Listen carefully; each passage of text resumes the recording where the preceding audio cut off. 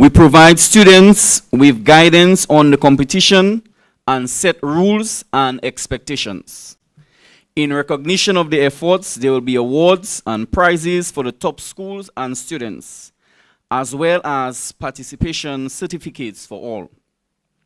The ODM is excited for this competition, and we wish that this competition is the one that would motivate and empower all students to have a voice for resilience and to assist with disaster preparedness, response strategy, and recovery and mitigation efforts. Just give, again, just informative speech guideline. Okay, speech duration. Each speech should be 3 to 5 minutes in length. A timekeeper will monitor and points may be deducted if a speech is too short or too long. Speech content. Topic must relate to disaster risk management, including awareness, preparedness, response, or resilience strategies. Students should include facts, examples, or statistics to support their points. Creativity and originality in presenting ideas are encouraged. Additional notes. Students may use notes or cue cards, but reading word for word is discouraged. Props or visual aids are allowed only if they enhance the understanding of the topic. Judges' decisions are final.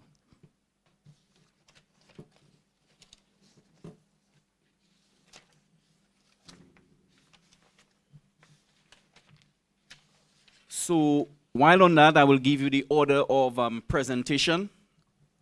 So we have coming in at number 1, we have the Convent High School, and they will be speaking on youth as agents of change in disaster risk management.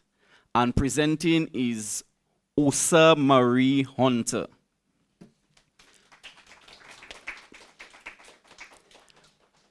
Coming in second, we have Wesley High School, Gender and Vulnerability in Disasters, and we have Nayola Aline.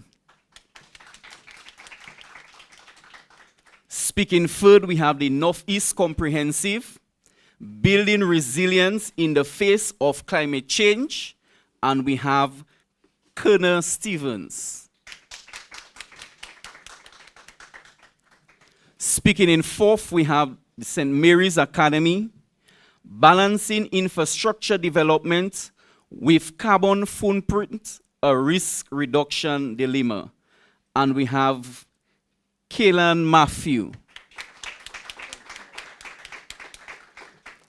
And speaking in fifth, we have Dominica Grammar School, the role of technology in disaster preparedness. And we have Tama Winston.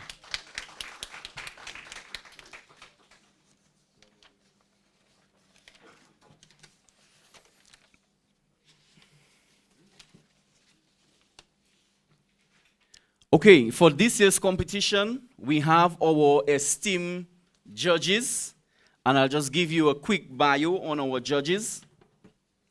We have Mr. Marshall Alexander. Mr. Marshall Alexander is a senior meteorological officer at the Dominica Met Service, where as a forecaster, he plays a key role in weather forecasting, climate monitoring, and public education on hydromet events and impact as well as preparedness. With over 2 decades of experience in meteorology, Mr. Alexander has been instrumental in enhancing Dominica's early warning systems and promoting community awareness on the impacts of severe weather and climate change, and he is the holder of a master's degree in meteorology, climate, and management. Let's put our hands together for Mr. Alexander.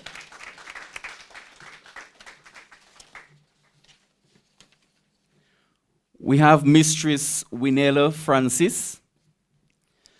Ms. Francis is a passionate advocate for disaster risk reduction and school safety. She holds a bachelor's and master's degree in psychology and currently serves as a senior program officer at Israel Aid Dominica, where she leads the design and implementation of DDR initiatives in schools and communities across the island. Winella earned her academic degree at Central China Normal University in Wuhan, China, where she also taught English for 6 years.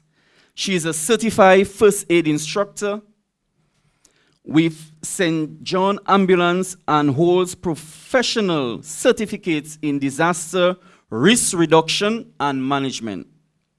In addition to her professional roles, she served as secretary and executive committee member of the Dominica-China Friendship Association.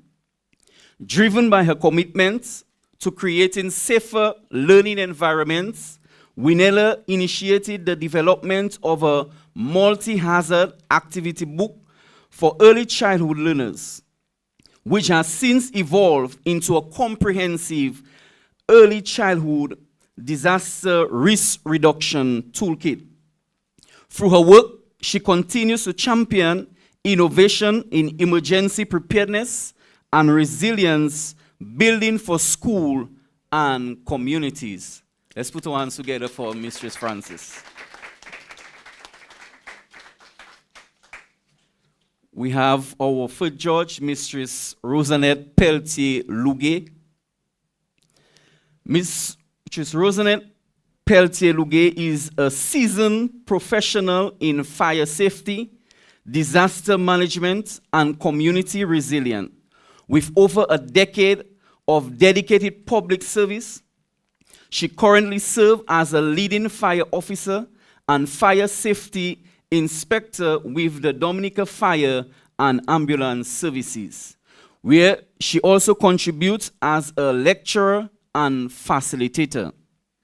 Mistress Peltier-Luguet holds certification in community-based disaster reduction management and fundamentals of disaster preparedness and management from the OAS and the University of Trinidad and Tobago.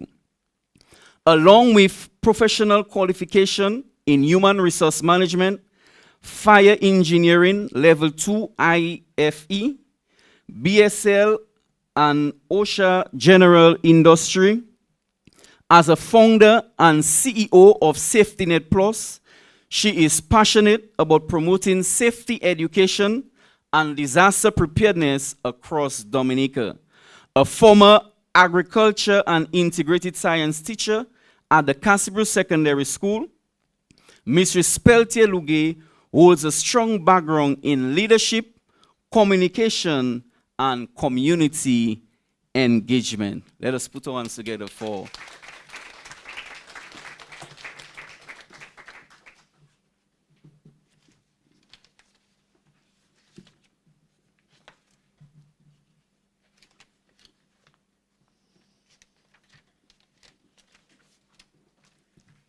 So the moment we have all been waiting for is here. So let me just, before we go into the competition itself, let me just recognize again our sponsors, without which it would not have been possible.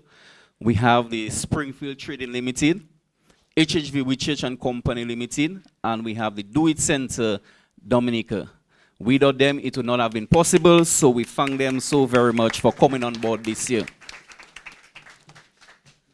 Students, are you ready? Everybody is feeling relaxed and good to go? No? So without further ado, at this time we move right into our competition, and we'll call on our first speaker from the Convent High School, speaking on youth as an agent of change in disaster risk management. Let us make Osa Marie Hunter welcome.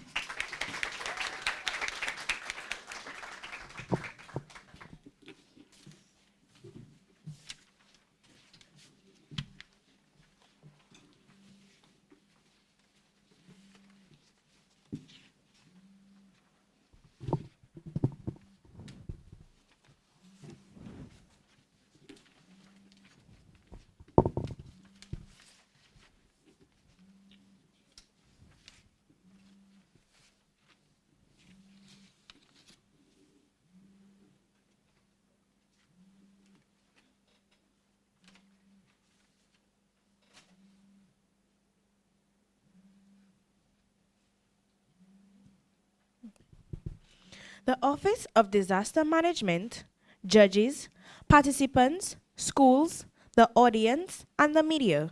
Good morning. My topic today is youth as agent of change in disaster risk management. Whitney Houston famously said in her song, "The greatest love of all, that the children are our future. Teach them well and let them lead the way." I completely agree with Miss Houston and believe that letting the youth lead the way in many aspects of society will bring about immeasurable benefits. This is especially true in the case of disaster risk management, where the youth should indeed be agents of change. But first, as Miss Houston said, the youth have to be taught to be agents of change.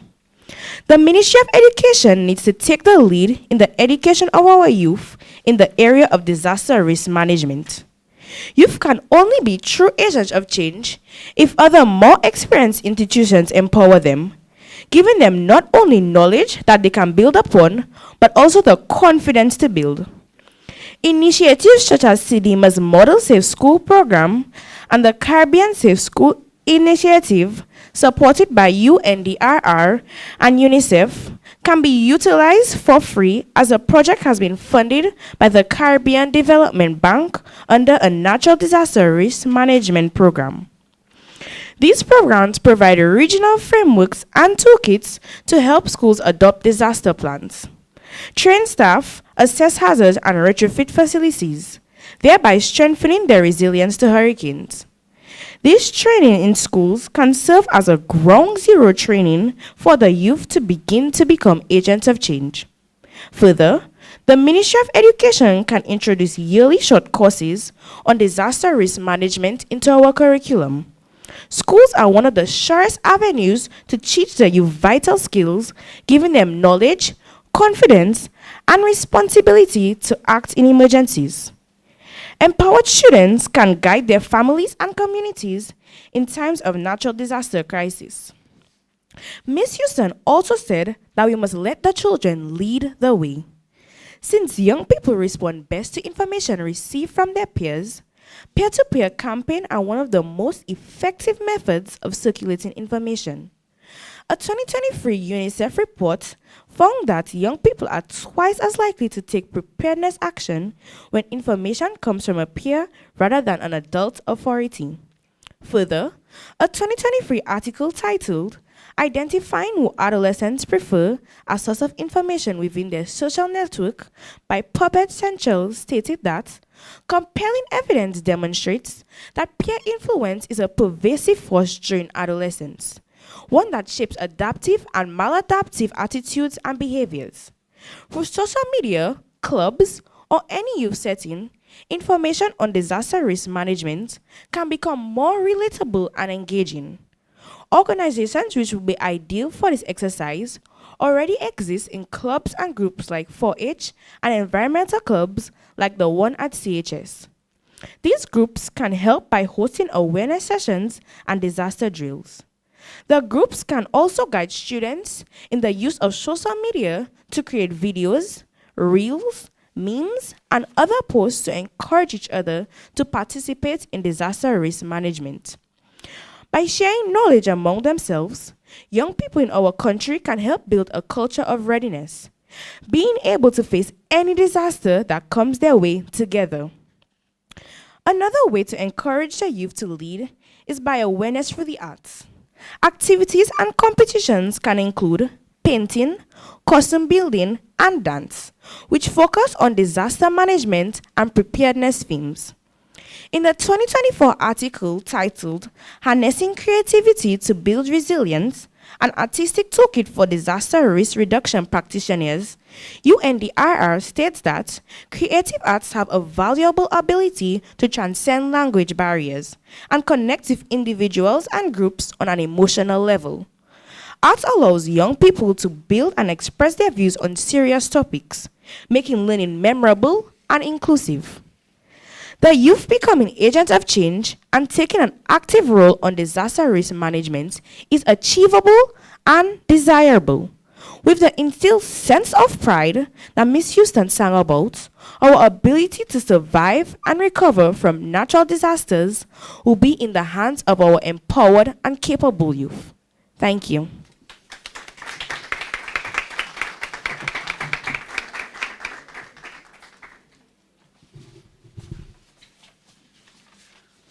Thank you very much, Miss Osa Marie Hunter. Man, let's give her another round of applause.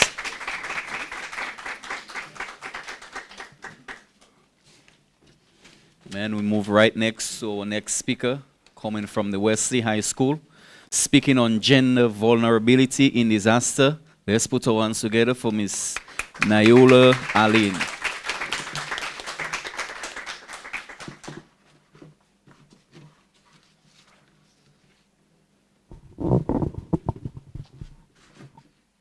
Distinguished judges, organizers, ladies and gentlemen, a pleasant good morning to all.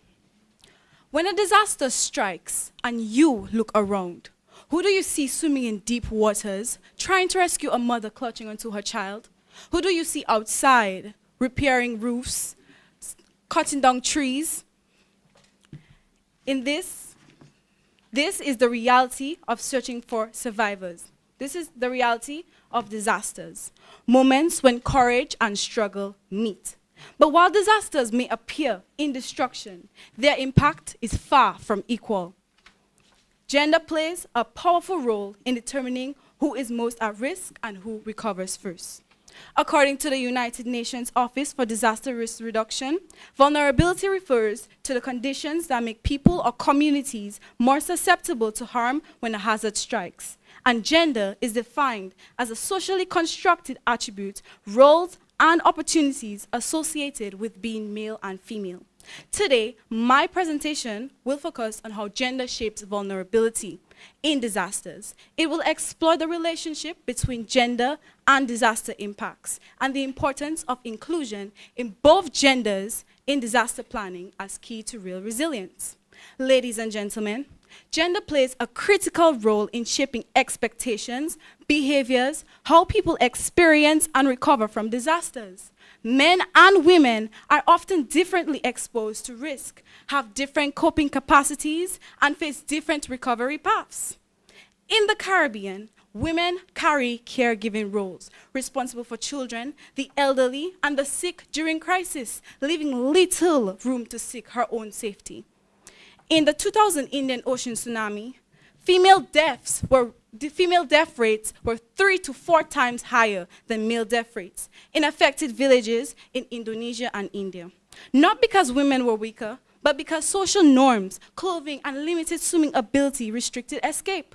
A UN Women Caribbean 2024 confirms that female-headed households, which makes up 40% of Caribbean families, tend to face greater financial strain and slower recovery due to caregiving burdens and lower income levels.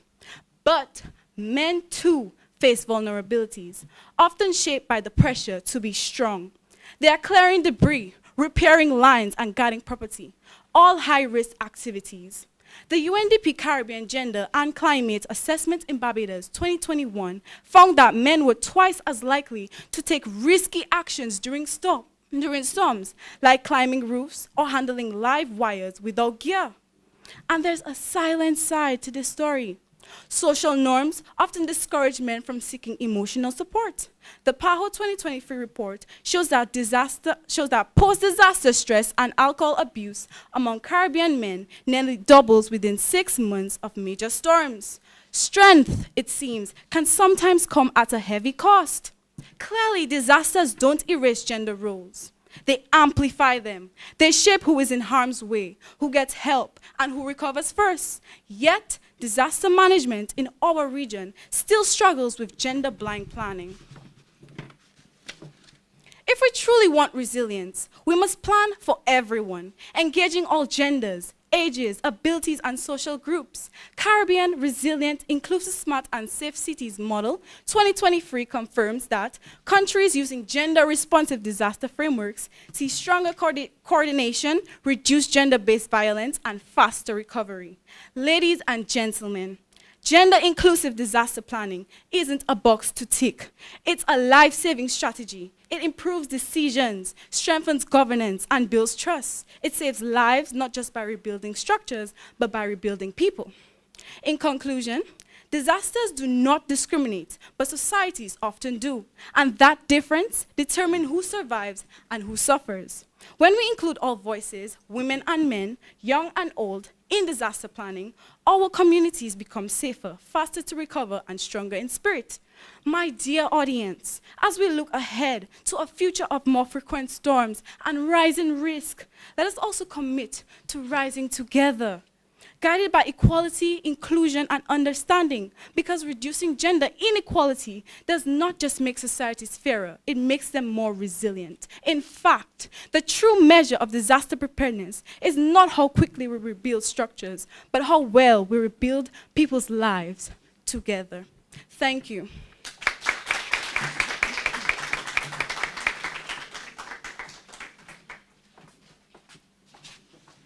Thank you, Nayola Aline. Let's put our hands together again for her. I think the competition is starting to get hot now.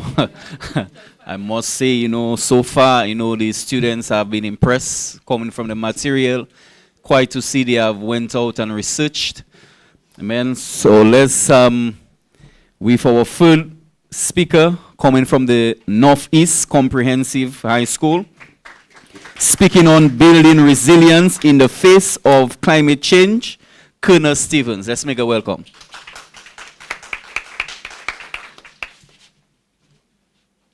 Good morning. Hi, everybody. So, I would like to start off with a simple question, just for you to think about while I speak. What happens when paradise itself, or turquoise waters, coral reefs, and golden beaches become the front line of a climate crisis? The Caribbean is facing a harsh reality. Climate change is not a distant threat. It is upon us, reshaping our lives and landscapes every year. The vulnerability of our region is painfully evident, especially during recent hurricanes and environmental crises. For instance, Hurricanes Maria in 2017 and Hurricane Dorian in 2019, both of which left devastating marks on the Bahamas and Dominica, making it clear that rising sea levels and increasingly severe weather patterns do not discriminate. Climate change poses a real threat to livelihoods, economies, and the very foundation of our communities. Take Jamaica, for example. The island is currently grappling with the dual challenges of economic struggles and climate-related hardships. Recently, the country faced one of the strongest weather systems of the year, in the form of a hurricane, which further underscores the impact of climate change. Longer dry seasons have made water scarcity a pressing issue, forcing many to confront a harsh new reality. As agricultural productivity declines, people are left vulnerable, without the resources to sustain themselves. This highlights the urgent need for resilience in our communities, not only to combat current challenges, but to prepare for what's coming next. Strengthening natural defenses is crucial for our survival. Protecting ecosystems like mangroves and coral reefs help minimize disaster impacts. In Jamaica and Belize, efforts are underway to restore mangroves, which act as natural barriers against storm surges. Coral reefs are being protected in the Bahamas and St. Lucia, which will benefit local fisheries and tourism that are vital to our economies. It is clear that when we protect nature, nature in turn protects us. This symbiotic relationship must be prioritized, especially as we look to tackle the ongoing challenges stemming from climate change. Furthermore, building stronger and smarter infrastructure can save lives and mitigate costs in the long run. The Build Back Better policy in Dominica stands as a beacon of hope, especially after the devastation of Hurricane Maria until now. The initiative emphasizes building hurricane-resistant homes that can withstand future storms. Similarly, renewable energy projects in Aruba and Barbados are pivotal in reducing our dependency on imported fossil fuels, which can be particularly unstable during turbulent times. With the ongoing hardships in Jamaica, It's crucial that we learn from these examples and implement solutions that empower our communities to withstand future disasters. Education, policy reform, and regional cooperation are the backbone of true climate resistance. CARICOM's Climate Change Center is actively supporting adaptation across member states, ensuring that we do not face these challenges alone. Moreover, youth-led initiatives like Caribbean Climate Warriors are stepping up, raising awareness and demanding action. In St. Vincent and the Grenadines, climate-smart agriculture programs are promoting food security, illustrating the importance of community engagement in finding sustainable solutions. As we reflect on the current hardships faced in Jamaica and the Caribbean in its entirety, it becomes glaringly obvious that building resilience towards climate change is not just important, it is essential for our survival as a region.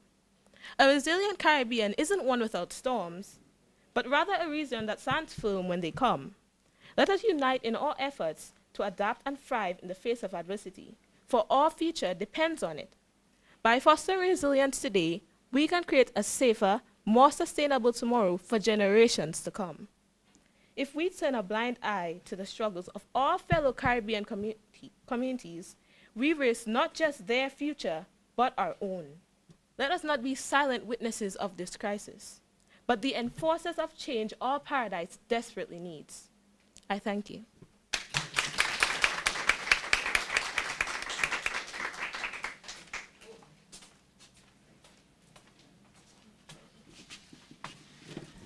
Thank you, Colonel Stevens. Again, let us put our hands together for her.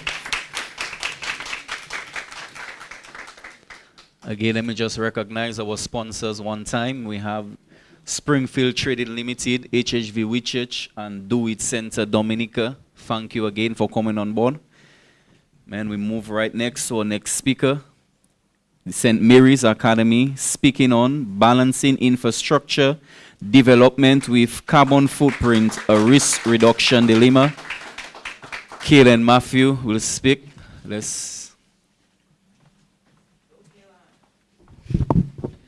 Good morning, ladies and gentlemen. My name is Kaylin Matthew, and today I'll be focusing on the very important topic of balancing infrastructure development with carbon footprint, a risk reduction dilemma. In other words, how can we build the future we want without damaging the planet we live on and need? Countries worldwide are eager to modernize, which is great. Building new roads, schools, and hospitals all help our country to grow. These things make life easier. They create jobs, they help people connect and travel. Yet, according to the United Nations Environment Programme, infrastructure alone accounts for approximately 79% of global carbon emissions. Every time something is built, there is progress, but also a price. The energy and materials used in construction release carbon dioxide, which in turn warms the earth, and that is called our carbon footprint. For example, building city fence walls may save lives and protect homes from storms and other natural disasters, but producing the cement and steel emits large amounts of carbon into the atmosphere. According to the World Economic Forum, cement alone contributes about 8% of global greenhouse gas emissions. Steel, another 7%. So the dilemma is that we need development to solve one problem, which is to improve lives, but we tend to quietly feed another problem, which is climate change. The challenge is even greater here in Dominica as a small island nation. After each hurricane that affects us, we wish to build back better, stronger, smarter, and more resilient. Rebuilding requires materials and energy that let off carbon, the same carbon that fuels the next hurricane. So how do we find a balance? Building too much in the wrong way worsens the climate crisis. Hence, we need to build smarter and not just bigger. First, nature-based solutions can be integrated into planning. Using natural infrastructure, such as green roofs, can help manage water runoff, which contributes to resilience. Planting more trees along the public road can help absorb carbon, prevent soil erosion, and reduce heat. Buildings could be designed to stay cool naturally so that less electricity is used. Solar panels could be used to power schools. Recycled materials such as recycled steel can also be used. While these options may be costly at first, they save energy, protect the environment, and reduce future risks. Second, there can be the greater use of or consideration for already existing technologies, such as solar streetlights, rainwater tanks, even electric buses to reduce carbon emissions. Each small innovative idea adds up to a bigger difference. Third, innovative ways of financing can be considered. This can include the provision of incentives by government and financial institutions for sustainable practices. For example, reduced rates for loans, thereby making green infrastructure projects more attractive and financially feasible. And fourth, public awareness and education. Communities, the general public, the end users, the youth, should be included in the planning. We should not be only be beneficiaries of the development. We should help design it. If young people have a great understanding of climate issues, they too can be advocates for greener solutions. The task may seem daunting, but it is possible to balance infrastructure development with a low carbon footprint. It will not be easy, but it is about the choices made. The choice to build wisely and differently. The choice to build green and smart. The choice to make greater use of the technologies that are available to us. The choice to offer incentives for environmentally friendly projects. The choice to recognize that we all must work together so that we can all win. We need to remember that every piece of infrastructure development now paves the way for the next generation. We decide the outcome of the story. One of destruction or one of balance, resilience, and hope. It is a question of how we develop and of whether we should. Thank you.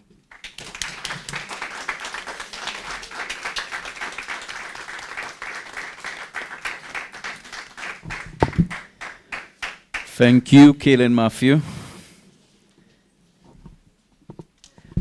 We move to our final speaker from the Dominica Grammar School.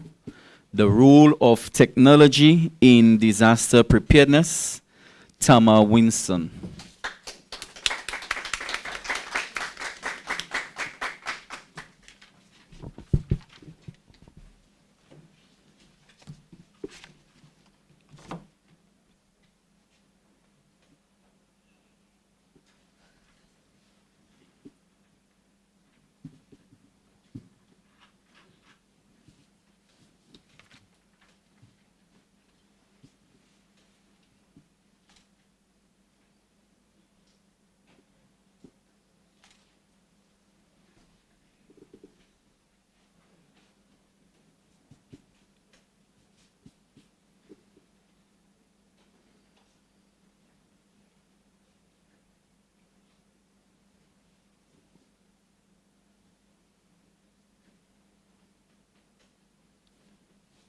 Members of the Office of Disaster Management, judges, competitors, and audience, good morning. In the Caribbean, we don't always need the news to know bad weather is coming. When the birds fly low, the crickets go silent, or when the rivers start rising, we know something's brewing out there. And when Auntie Pearl's knees start aching, we know there's a storm nearby. Bless her heart, she was never wrong. But these days, we've got something even stronger than her knees. We've got technology. Technology, according to the Oxford Dictionary, is the application of scientific knowledge for practical purposes. Simply put, it's the tools, machines, and systems that solve problems and save lives. And the United Nations Office for Disaster Risk Reduction defines disaster preparedness as the knowledge, capabilities, and actions to anticipate, respond to, and recover from hazards. In other words, it's what we do before a disaster strikes to reduce loss and protect lives. So how exactly can technology help us prepare for the worst while protecting what matters most? Let's explore 3 key ways. 1, predictive technology. 2, empowering people. And 3, coordination. Firstly, seeing the invisible, predictive technology. Technology helps us see danger before it arrives. Satellites, weather models, and AI now predict hurricanes days in advance. They map flood zones, identify unstable hillsides, and pinpoint which communities face the greatest risk. In our Caribbean, this matters. Our islands are beautiful. but fragile. A rainfall in the mountains can become a flash flood in the valley. A tropical wave can grow into a Category 5 hurricane in an instant. Judges, years ago, we relied on instinct. Yes, anti-pilsners always hurt before a storm, but they could only warn one household at a time. Today, satellites warn entire nations. Judges, the World Meteorological Organization 2024 reports that modern early warning systems have reduced global disaster deaths from over 50,000 per year in the 1970s to under 20,000 today. Technology gives us something priceless, time. And in disaster preparedness, time is the currency of survival. Secondly, empowering people, making preparedness a habit. Technology isn't just for scientists, it's for everyone. Apps help families make emergency plans, allows them to buy little sardines and crackers, or run to the hills if needs be. ECLAC 2020 states that online workshops train volunteers, and virtual reality helps responders practice rescue safely. For our youth, this is key. If preparedness lessons stay buried in dusty manuals, no one reads them, but turn them into apps, TikToks, or games, suddenly everybody's paying attention. When people understand and use these tools early, they're not just reacting, they're taking control. Technology gives us the power to protect ourselves, our families, and our communities long before disaster strikes. Technology must be part of our culture. It must be woven into daily life. And lastly, coordination, connecting the dots. Even the best technology fails if people don't work together. Caribbean nations now use systems like WebEOC for real-time coordination and the WETRA for tracking floods and wildfires. These platforms show which roads are blocked, which shelters are open, and where supplies are needed most. CDMA 2023. Imagine a tsunami is a few hours away. People in low-lying areas need to evacuate. Technology connects everyone instantly so that help reaches the right place at the right time. Without coordination, disaster response can end up like 5 people rushing to a burning house with gasoline instead of water. Everyone's eager to help, but they're just turning a hot mess into a bigger barbecue. Technology keeps everyone on the same page because during a disaster, confusion kills, but coordination saves lives. In conclusion, technology can't stop disasters, but it gives us time to act, tools to plan, and connections to save lives. I thank you.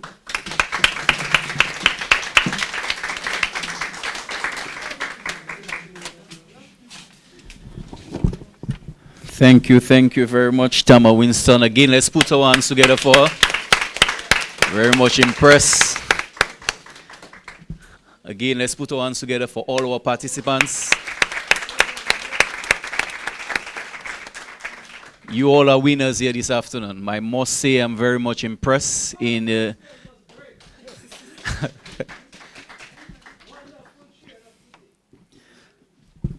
Yes, so as I was saying, I was very much impressed in the level of delivery, and the effort that they put into their research and their presentation. And I must say, for us as a country, we are only heading in the right direction. Having youths like that, come out and speak, doing the research, we are only heading in the right direction. So we're going to allow the judges to do the deliberation. Part of Dominica, for example, where I'm from, even if we are more down there, they say that it is a low hazard.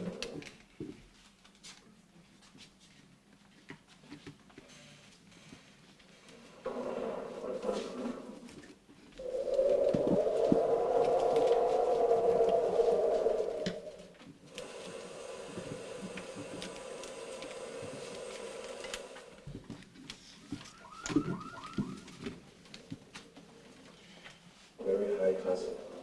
So this is when you're more likely in country to have a volcanic eruption. Okay? And then you have this orange zone, this high hazard. So you have this area. Empowering the next generation for a resilient future. Across Dominica, communities stand at the forefront of building resilience against the unpredictable forces of nature. From hurricanes to storm surges, floods, and earthquakes, the strength of our nation is tested year after year.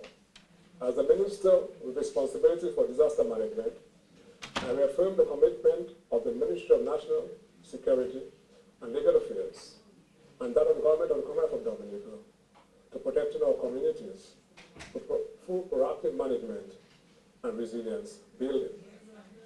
I want to emphasize, disaster preparedness is everybody's responsibility, and together we can reduce vulnerabilities, protect lives, and secure a safer future for all. Let us continue to work together to make Dominica more resilient in order to face the challenges of the future. I thank you. Disaster risk reduction is not just the responsibility of governments, but of every individual, family, and community. Preparing today ensures that we are more resilient tomorrow. As young people, we have a vital role to play in disaster preparedness. By staying informed, learning about risks, and actively participating in community efforts, we can protect not just ourselves, but our families and neighbors. Preparedness is something we all need to take seriously. We can make a real difference by being proactive. Let's ensure our first aid kit is ready.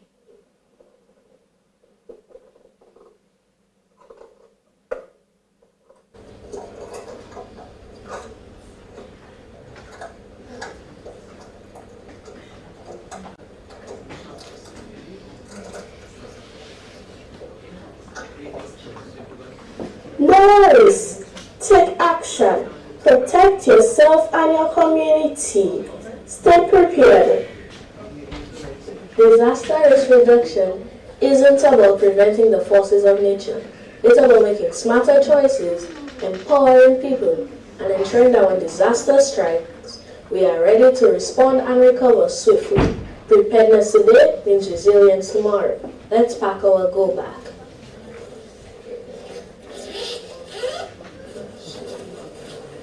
Water, clothes, our mask, a radio, a toothbrush and a toothpaste, a flashlight, a coat, the essential, some soap, lotion,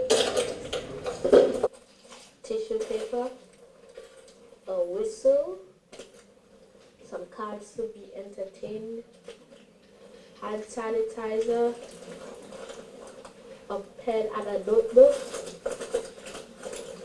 and the passport.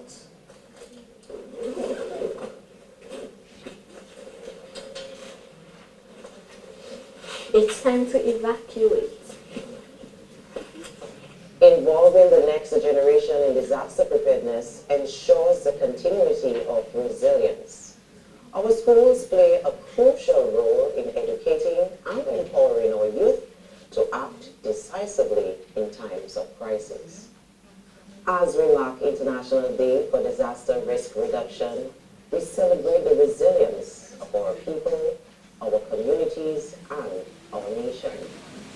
Together, we can reduce risks and build a stronger, safer future for all. Join us in building a resilient future by empowering the next generation to lead.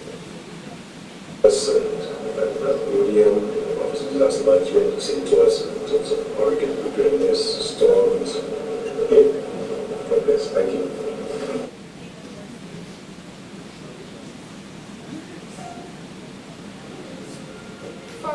Forest Field Hospital to go up in the coming hours.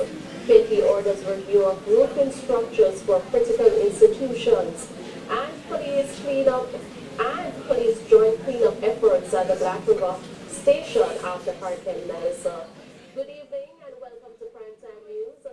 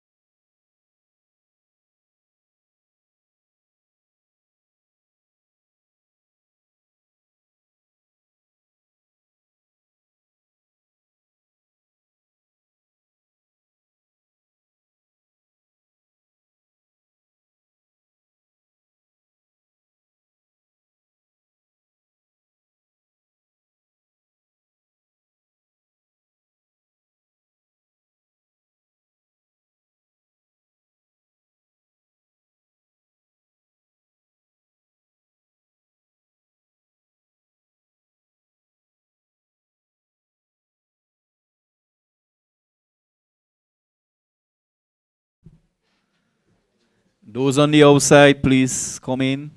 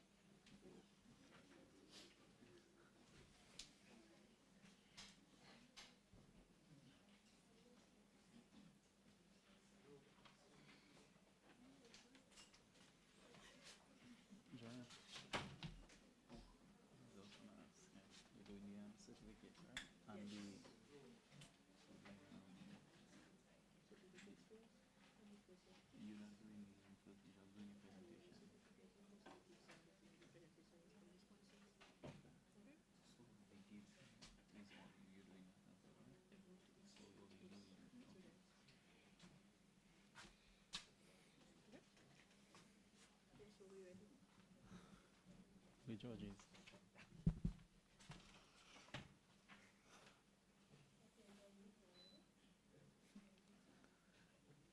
The judges don't want to come out long and tight. Competition tight.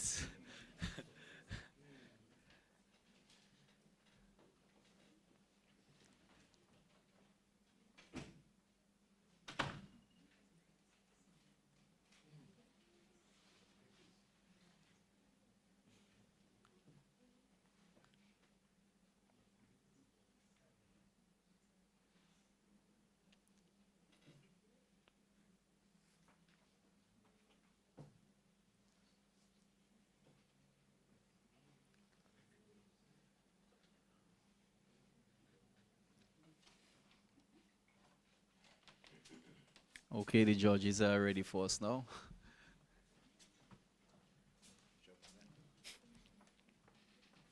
Bright smiles.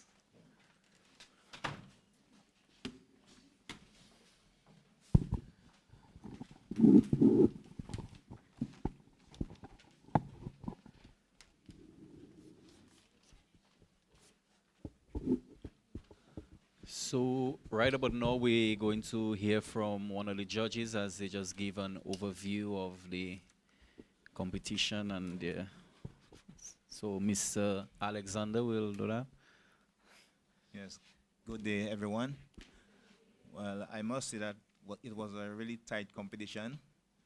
I think most of the topics, or all of the topics, were well researched by the students, and I think they did excellent in their presentation. All of the presentations were on time. None were below 3 minutes or above 5 minutes. I think in the projection of speech and their tone, and also eye contact and fluency in terms of pronunciation and so on, they did very well in that. Some of the definitions of the topics were satisfactory. Anybody have anything else? And I just want to advise the students to follow through with the topics of disaster risk management, that is, by taking it to your schools, to your homes, and to your various communities, so that we can make Dominica a more resilient country. And let's look forward to the results. Thank you. Right about now, we will hand over some certificates to our participating students, and we'll call on Miss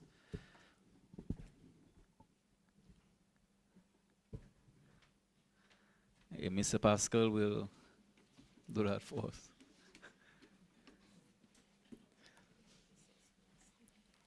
So we'll go in the order as they speak. We have from the Convent High School, Osa Marie Hunter. Let's put our hands together for her.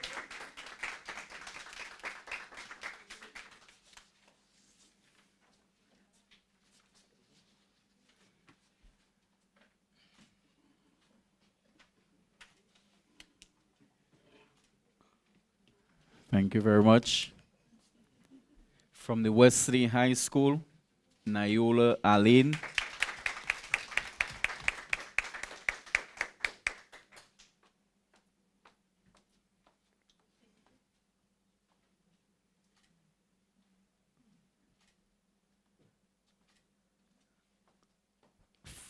From the Northeast Comprehensive, Colonel Stevens.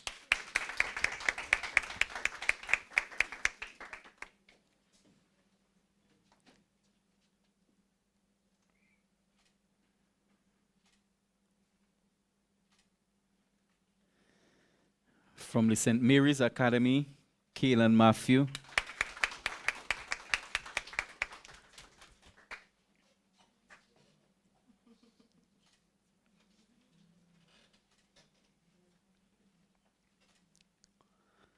And from the Dominica Grammar School, Tama Winston.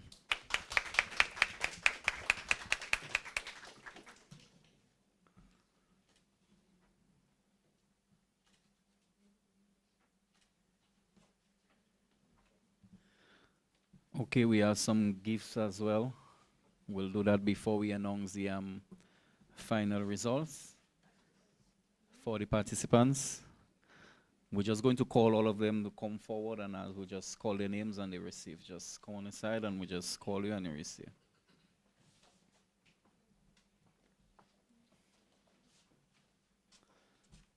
So SME.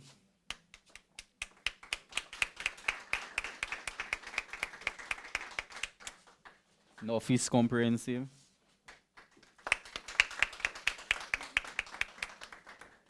Wesley High School.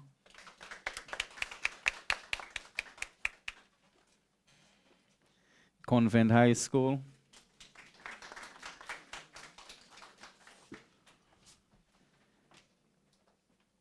And the Dominica Grammar School.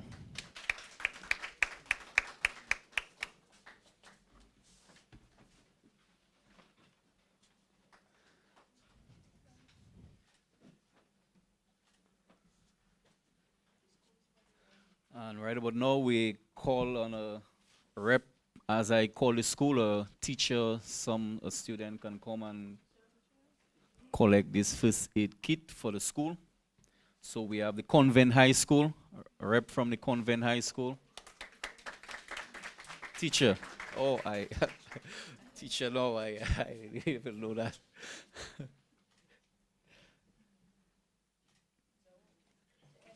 So Edwards, yes.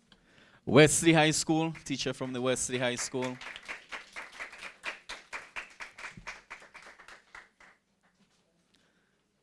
Hope that this first aid kit will come in handy in the school.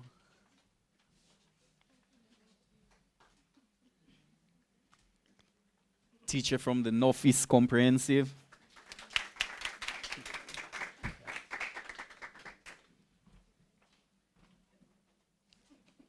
Yes, yes.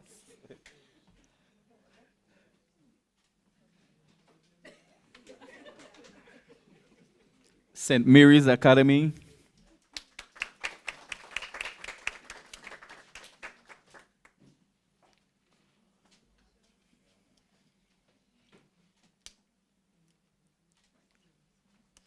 And the Dominica Grammar School.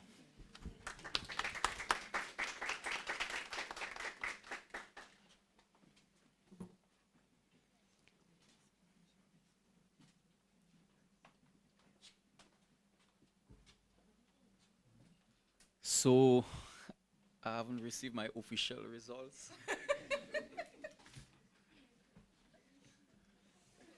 Thank you very much. The moment we all have been waiting for.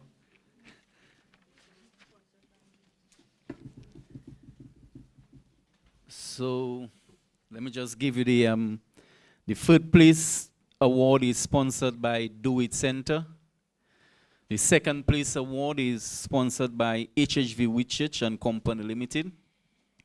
And the first place award is sponsored by S-Mart Springfield Trading Limited.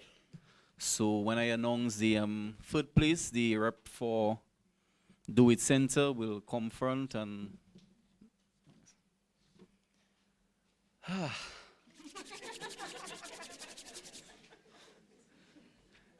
Just remember the judge's decision is final, and let us respect that, okay?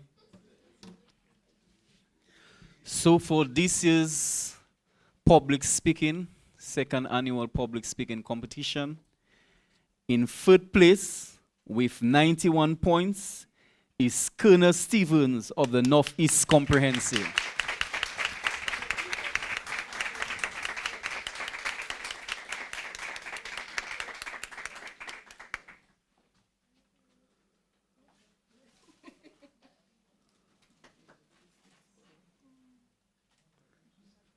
See this here.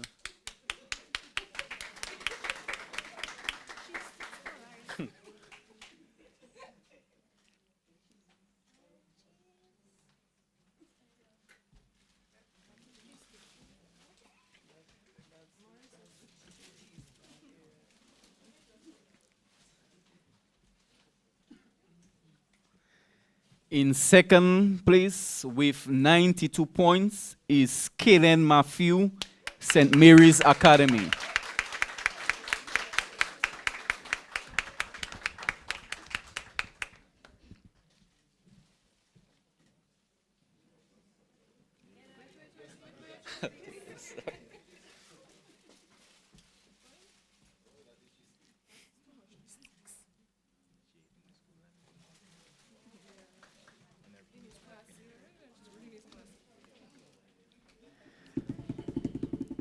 Ladies and gentlemen, for the second annual public speaking competition in disaster risk management, your winner with 94 points from the Dominica Grammar School, Tama Winston. Let's put your hands together for a winner.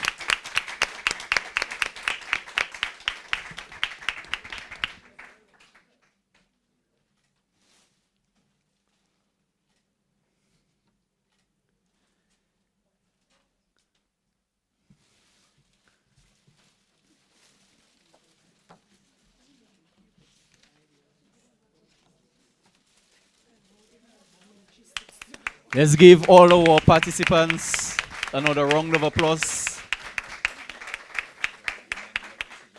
Let's just come forward, all our top three, as we can do a photo of.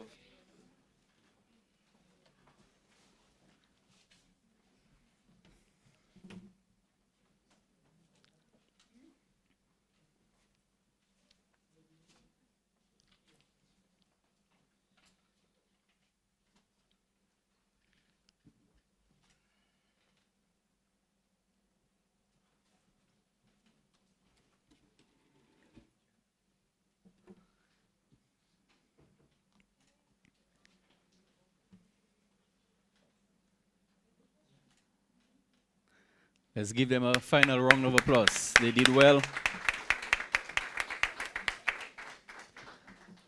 And this time we have a few fruit baskets for our judges.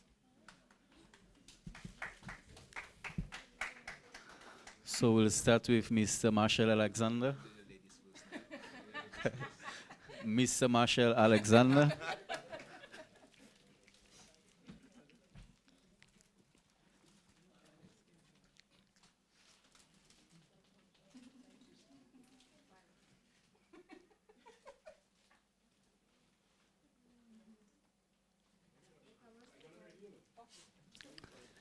Mistress Winella Francis.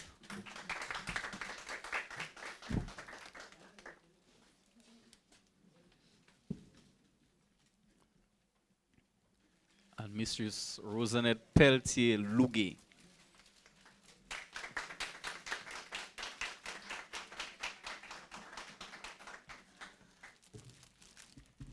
Also, let me ask our winner to come forward and she'll receive the teacher for the grammar school.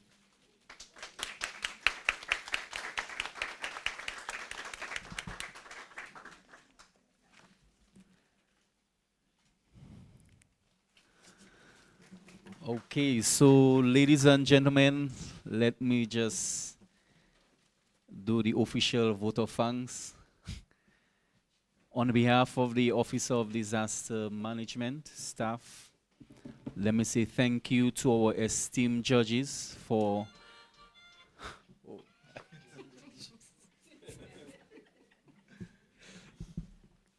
to our esteemed judges for taking time out of your schedule to be here to judge the competition. We thank you very much and we appreciate you. Although our minister have left, but we say thank you to him for his remarks and his inspiring words. To the media, we say thank you for gracing us with your presence and coverage of this competition. To our sponsors, we say thank you for your contribution and for making this event a success. We do hope we'll see you coming on board next year again. We look forward for your support. And to our participants,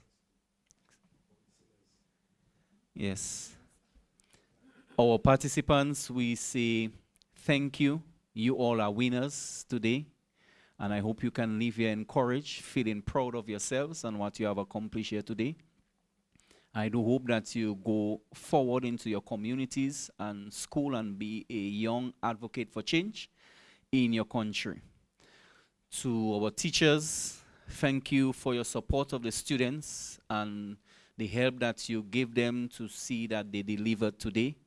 From the Office of Disaster, we say thank you. To the staff of the Office of Disaster Management, thank you for your hard work and the continuous support that you give. To our listeners on the radio, thank you for listening and tuning in to this competition. We appreciate you. Did I miss out anybody? To our students that came to support their classmates, we say thank you for you. And overall, I just want to say thank you to everybody for being here. Have a safe journey back home. We have some refreshments in the room there. So when you finish, go ahead and have a snack. So thank you one, thank you all for making this competition a success. And we look forward to seeing you all again next year. Thank you very much.